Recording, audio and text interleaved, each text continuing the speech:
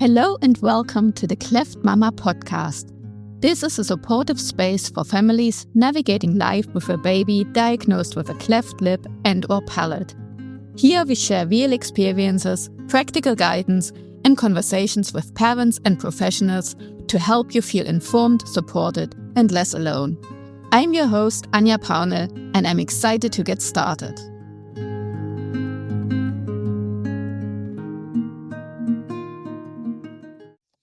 Hello everyone. Today I have another guest on my show and it's Ashleigh Baker. Ashleigh is based in Indiana in the US and I came across her on the Clapper group here in the UK because she said, I used to be this cleft baby in the pictures of my parents, but now I'm a nurse and I'm also helping and volunteering with the Smile Asia campaign and helping fixing clefts. And is traveling across the world, and she has a really unique experience across the world. And I just really was interested in talking to her. So welcome, Ashleigh. Hi, it's nice to be here. Yeah, it's very great to have you.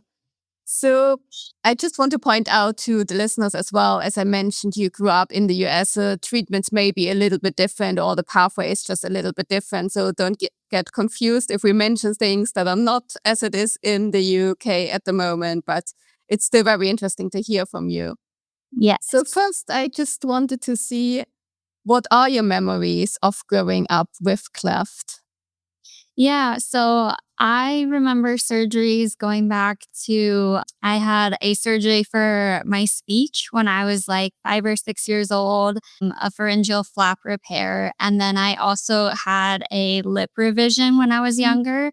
So I remember some of those surgeries going back to 4, 5, 6 years old. I don't really remember having anything before that.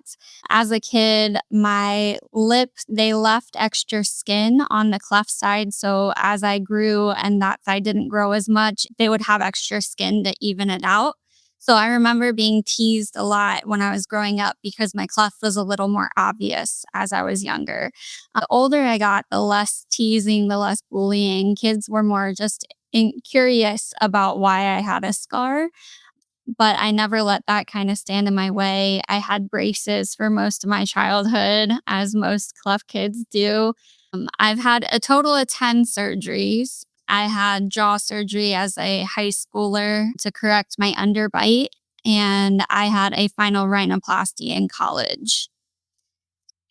So how were these surgeries for you? Was it really painful or was it more annoying that you were away from your friends? It was more, it's emotional. I've also had an ankle surgery and I said I would take that anytime because it's not altering how you look. It's kind of stressful not knowing what to expect when you come out of surgery. Pain wise, the hardest surgery I did was probably my jaw surgery as a high school student. The worst part about that was the graft that they took. They took a bone graft from my hip and helped to fortify my jaw where they had broken it and realigned it. So both my grafting experiences were probably the most uncomfortable that I had. Otherwise, lip repairs and nose revisions were not too painful. It's just more psychologically stressful. And then going back to school looking totally different. Sometimes I would go back to school a little early because you do miss your classmates and you're missing out on tests and events and such. So I would go back early and I'd be all swollen and puffy, and my friends would be pretty protective of me the older I got, make sure nothing got in my way or anything would hurt me. And they were really sweet about it. Some of them sent me cards and flowers after surgeries, and it was a lot sweeter the older I got. As a younger kid, I had a lot of anxiety about my appearance when I was post-op. When I was really little, I had the lip revision done and they evened out the Cupid's bow of my lip. And when I was post-op from that, I still had bandages on my face when I went home, and it scared me as a child. My parents covered up the mirror in the bathroom so I wouldn't cry about it as much. Once the bandages came off, that was a lot easier for me to process. I think it's just a stressful time frame because you do look so different when you have just had reconstruction. And as a little child, it's kind of hard to process that. And there's not a good way to explain to a child that it's going to be okay. You can say that as many times, but sometimes you have to live through those experiences before you're able to know that it really is going to be okay. Your face will heal. You'll look a little different, but most of the time those are improvements on where you were before. Yeah. Do you remember any other particular tips that your parents did to help, like covering the mirror? Is there anything else that you remember that really helped you? I think just being able to see my siblings and to get home and have normalcy when I came home, just being able to make things, life go on as it normally did, to not really interrupt the rest of life as it was and put things on hold. I think that was the greatest thing for me. Because then I still got to see my siblings doing their things. And even though I might be on precautions because of a hip graft and bone grafting, I might not be able to play like the other kids, but to watch other people just continue on with life was really helpful. And to be able to see friends when I was stuck at home, that was really nice. I'd have some friends come to visit and it let them see what I was going through, and it helps me feel less alone. With technology nowadays, it's a lot easier. You can still text people, you can get on Facebook. But as a kid growing up in the 90s, having these surgeries, there was a lot of isolation, especially immediately after surgery. Oh, And I think sometimes that was the harder part. I'd be in my head a lot and watching lots of movies and hanging out with my parents. But seeing my friends and being able to have people there to support me was a huge, huge deal for me. yeah. And apart from your surgeries, is there anything else that you remember as being challenging regarding the cleft? Was there eating, speech, hearing, anything Yeah. around that? I did speech therapy growing up, and then I had such a nasally sounding voice that they ended up doing what's called a pharyngeal flap procedure, where they close off part of the back of the throat so that my speech normalized.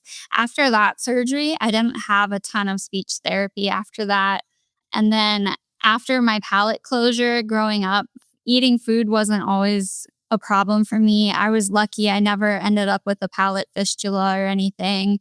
I have some friends who still have fistulas in their palates and they still kind of struggle. And we would always chuckle because inevitably one of us has a runny nose when we're eating. But I was pretty fortunate with that. I did have a little bit of an adjustment period after my jaw surgery because my underbite was so severe when they corrected it and I was able to start eating normal food. I was still tearing foods instead of biting through food.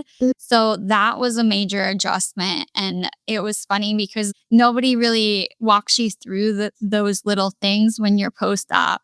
And it was one of those things that I realized over time watching other people eat that I was still doing things a little bit differently. So for a while, there were always little questions to my parents and my family while we were sitting around the dinner table about, okay, we're eating pizza for the first time post jaw surgery. And I wasn't quite sure how to bite through pizza.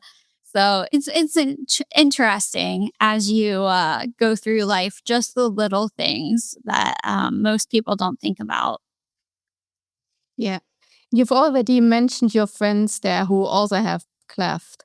And so did you meet them in school? Because I'm assuming there are not so many people around exactly. Or is that the summer camp you had mentioned The previously? summer camp. So in Indiana, there is a summer camp called Camp About Face, and it's for kids ages 8 to 18.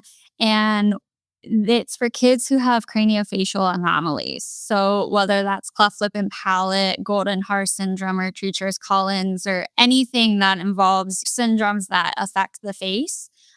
I met a lot of cleft lip and palate kids at these camps, and we share a bond that you can't find anywhere else. So we would spend a week together. It's an overnight camp in southern Indiana, and we would be kids for a week together, but it was also very therapeutic because they allowed us to have conversations that we don't normally have with other kids. The teenagers would get a weekend, an extra weekend together where we would learn leadership skills, and then we'd apply those throughout the week with the younger campers. And we had a lot of opportunity to have an open table discussion about bullying, about differences we're facing at school and obstacles we were concerned about that we might not be able to talk about with other people. So I met a bunch of kids there. There's normally about 35 of us every summer who are there at this camp. And my best friend has a bilateral cleft lip and palate. My brothers that have been friends with me since they were 8 years old, they both have bilateral cleft lip and palate. So I have a lot of people in my circle now who have been through a lot of the same struggles, and we've been super supportive of each other since we met. I'm going on 20 years with my best friend this Wow. summer since we met at Camp About Face. So it's a really unique friendship. That I met other kids previously through the hospital who had cleft lip and palate, but our friendships never really kicked off the way me and these other kids bonded through the camp. So it was a really unique experience. And we opened up a lot of relationships there that have been lifelong friendships. So, Yeah, that sounds amazing. And I guess it's easier to connect there rather than in hospital when you're just recovering and going through hospital stuff. Can be exactly. more normal kids at the Yeah. camp like there and then connect easier. Yeah. Yeah. So what prompted you then to get into nursing? I always knew I wanted to be in healthcare in some capacity. I don't know about in the UK, but we have people called child life specialists who help with play therapy in the hospitals. And I was really torn between being a child life specialist and a nurse. But as my surgeries progressed and as I grew up and watched other people get hospitalized, I realized nursing was kind of the heart of the hospital. And nurses had so much one on one time with patients, and they got to do everything I was looking for in a profession. So I want to be the nurse that does people's hair before surgery or helps them wash their hair and comb their hair and braid it after surgery. I just was looking to be that kind of heart and hands of the hospital. So that's what I decided to go into. Perfect. And then you also discovered Smile Asia. Yes. So I received a phone call from a girl I went to college with that she had made a friendship with this other nurse who had been an OR nurse forever. And she called me and said, "This sounds just like you. I want to go on this trip to Smile Asia, but I don't want to go alone. Would you be interested?" And I was like, absolutely, hands down. This has been a life goal of mine to be able to give back to the Cleft communities in underserved areas. And my first trip was to Myanmar. So I flew literally halfway around the world with one of my friends from college, and we met up with two other Americans, and the rest of the team was based out of Singapore. And what's funny, the OR nurse who got both of us involved in Smile Asia actually worked with my surgeon when I was a baby. So we always joke that she probably took care of me and we just never knew it till we were adults. But she worked in the OR, and then my specialty is pre op and post operative care. So I check kids in, I make sure they're healthy, we get them any pre medications they need before surgery, and then we take care of them after surgery. We were in Myanmar, we do week-long missions, and we did 80 surgeries across 4 days in Myanmar. So that's split between palates, fistula repairs, and lip repairs. And I think the most incredible thing that happened while I was there is there were teenagers and adults who were there for lip repairs. And I mean, I know how resilient we are as cleft kids in developed nations and what we go through. I could not fathom what these teenagers have been through with open lips, open palates their whole life. So to watch them be able to have those lip repairs was absolutely an emotional journey for me. To watch them go back and wake up and be able to see themselves with a closed lip for the first time in their entire life. That was just the most incredible part of the experience for me. Had me in tears. It was so unique to be able to play with these kids and to get to know them a little bit before their operations and then to get to see them post op. This last trip I took was to the Philippines, and I went in February of this year, and we did about 55 surgeries in the northern part of the Philippines. And it was extra special because I started adding some of the families on Facebook.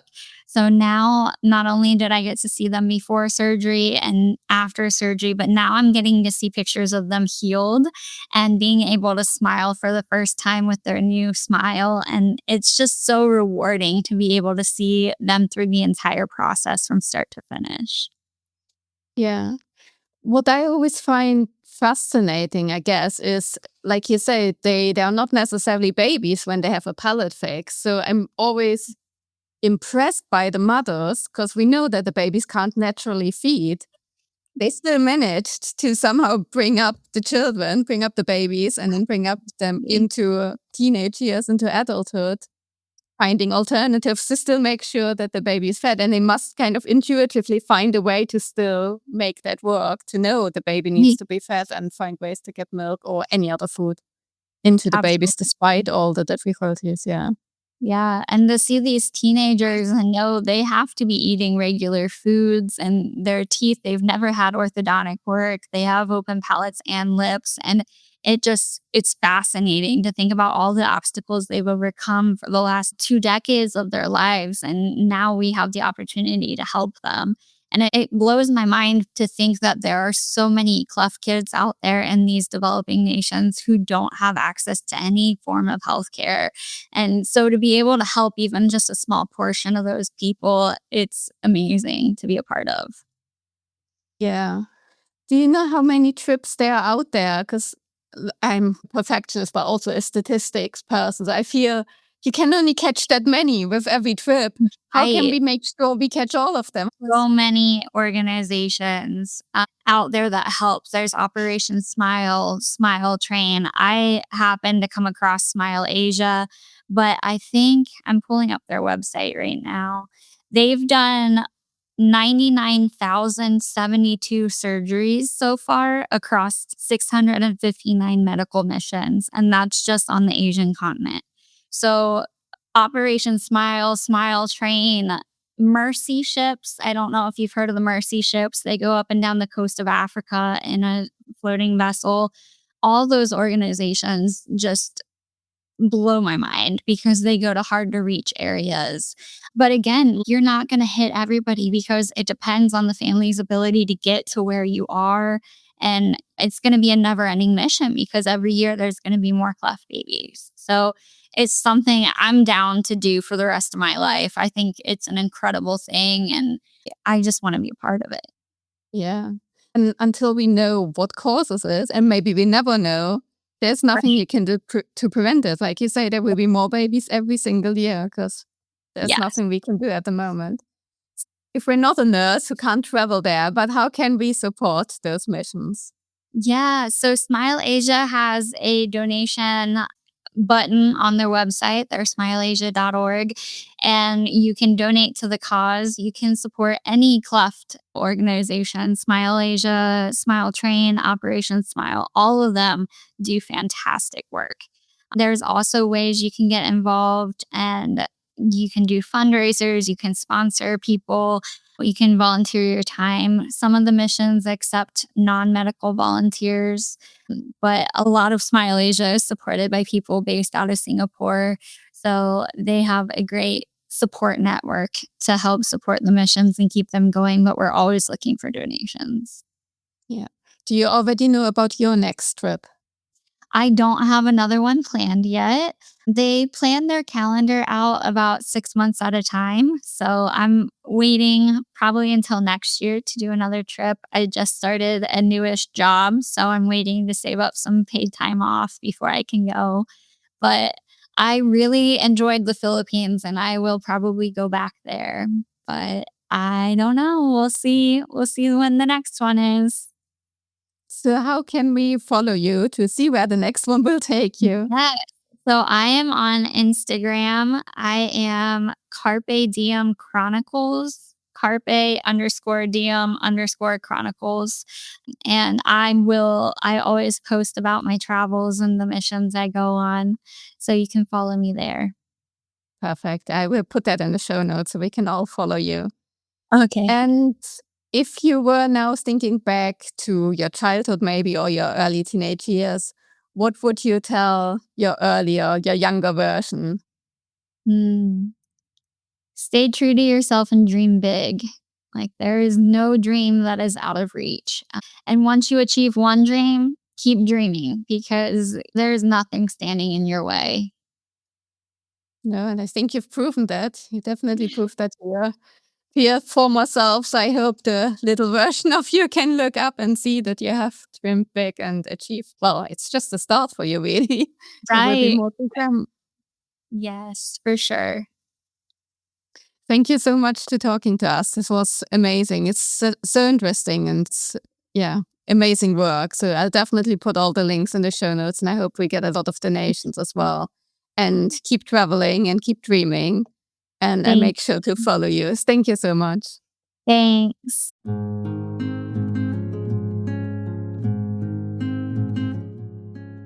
Thank you for listening to the Cleft Mama podcast.